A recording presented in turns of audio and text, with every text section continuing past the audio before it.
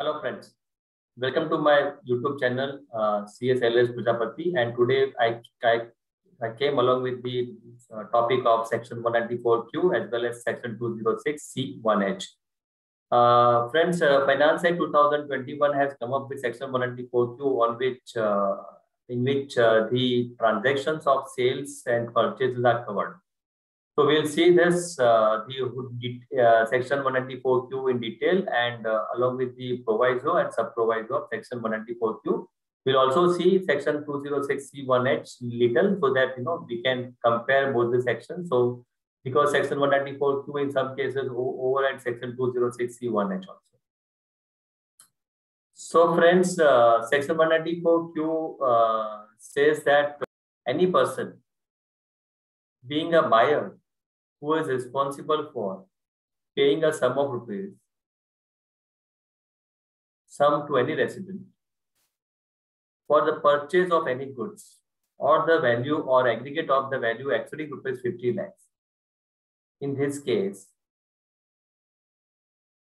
shall at the time of credit of such sum to the account of the seller or the time of the payment thereof by any mode, whichever is earlier, the deducted amount of rupees 0.1% of such sum exceeding 50 lakhs rupees as income tax.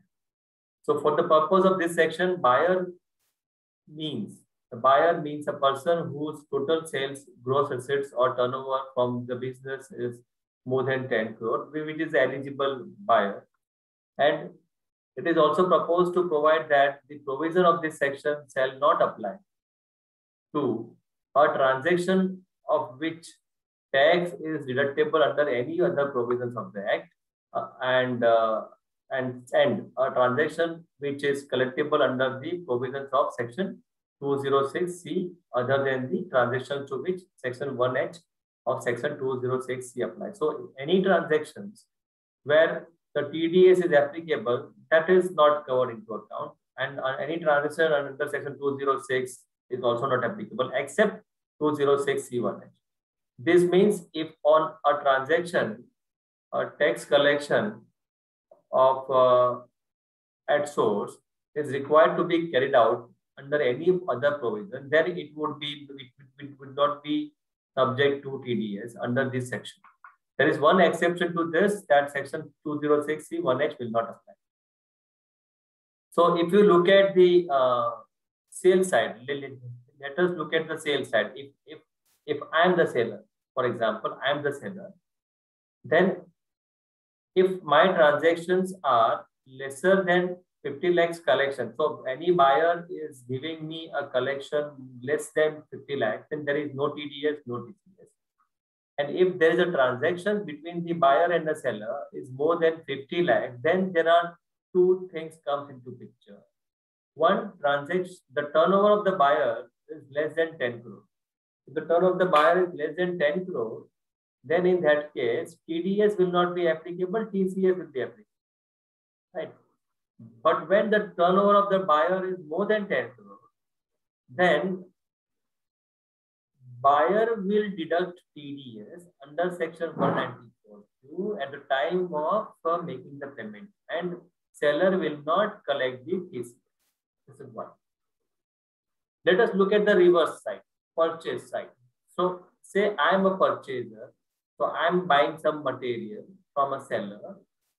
So in that case, I will check whether there is a payment consideration is covered or involved more less than 50 lakhs. If it is yes, then no TDS, no TCS. If I am buying a material for more than 50 lakhs and I am paying the material, payment for the material more than 50 lakhs, aggregate amount, I would say. So if that is the case, then 50 lakhs payment, if I am making the payment of 50 lakhs to a seller, if it is yes, then in that case, I will have to deduct TDS under section 194Q. So see, if you look at simple, if seller and buyer relationship, the threshold, I assume the threshold is covered both the places. And if seller is selling, this is selling, to buyer, and buyer is making payment. This is payment, and the transaction is more than 50 lakhs. Then in that case, the buyer means a person who will make the payment will deduct what? TDS. If transaction is less than 50 lakhs, I'm still assuming the threshold is covered 10 crore. In that case, there will be a TCS will be applicable. Right?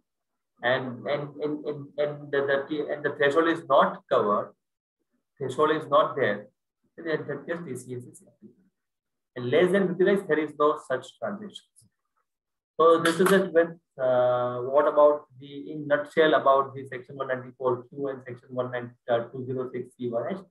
One thing we would like to tell you that section 194Q and section 206C1H. 194Q will override section 206C1H in all the cases, and for that the person will have to deduct the TDS rather than collecting the case. So that's it, friends. Thank you very much.